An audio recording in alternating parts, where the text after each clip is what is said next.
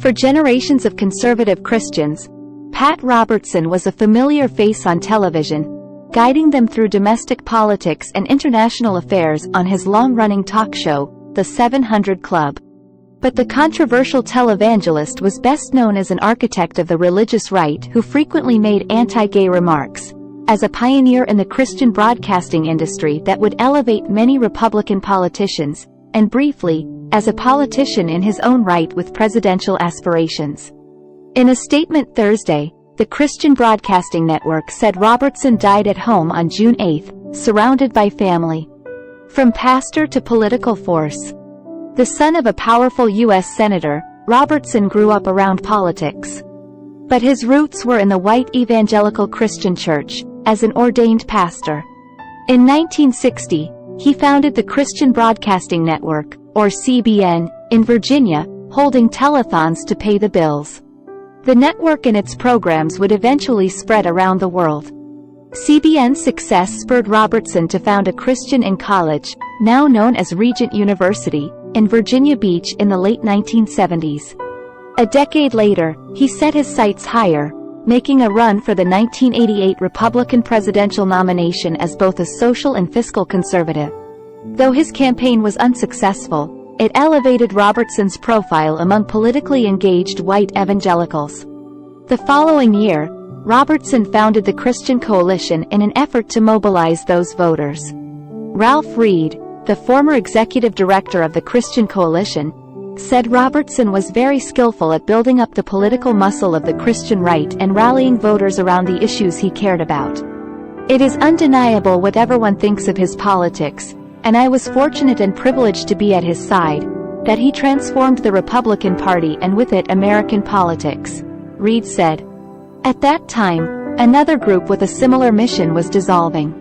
The Moral Majority was founded in the 1970s by another politically conservative, Virginia-based minister, Jerry Falwell. His son, Jerry Falwell Jr., is the former president of Liberty University in Lynchburg, VA. In an interview with NPR in 2017, Falwell Jr. said Robertson was influential in coalescing the voting power of the Christian right. They had a huge impact, he said. I guess their main impact was bringing Christians together as a political force, to work together. A charismatic, divisive leader. Robertson's critics, such as Terry Heaton, also have remarked on his ability to command a following. Heaton was a TV producer for Robertson in the 1980s, eventually rising to the role of executive producer for the 700 Club. People don't realize how brilliant Pat Robertson really was at that time, Heaton said. Heaton is the author of The Gospel of Self, How Jesus Joined the GOP, a book critical of the Christian right. Heaton told NPR in 2017 that Robertson wrote the playbook many others in conservative media would later follow.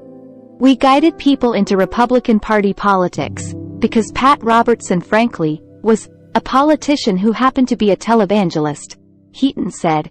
Robertson's reach extended to the White House, where he interviewed presidents including Ronald Reagan. Decades later, like many leading figures on the Christian right, Robertson became a supporter of Donald Trump. While visiting Regent University during the 2016 campaign, Trump called Robertson a great gentleman, adding, "The job he's done is incredible." The Reverend Rob Schenck worked alongside Robertson and other evangelical leaders for years before breaking ranks with many of them. He says Robertson was a mentor and cited the charitable work that Robertson did through an organization called Operation Blessing, which deploys teams to help with emergencies such as natural disasters and COVID.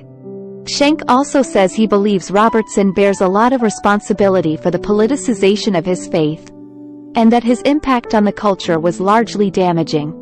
Pat very much was a force behind the very conservative politicization of American evangelicalism, and to me that has been very damaging, Schenck said. Particularly his support for Donald Trump.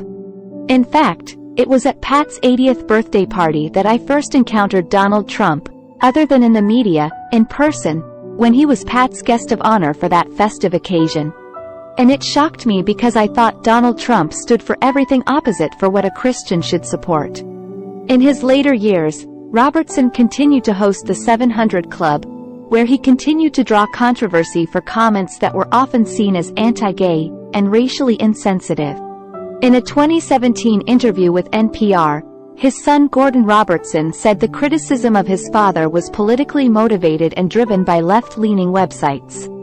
That drumbeat, I think, has really shaped the public perception of him in a way that I, frankly, think is unfair, the younger Robertson said. It doesn't take into account all the things that he's done. And by any standard, he's done some incredible things.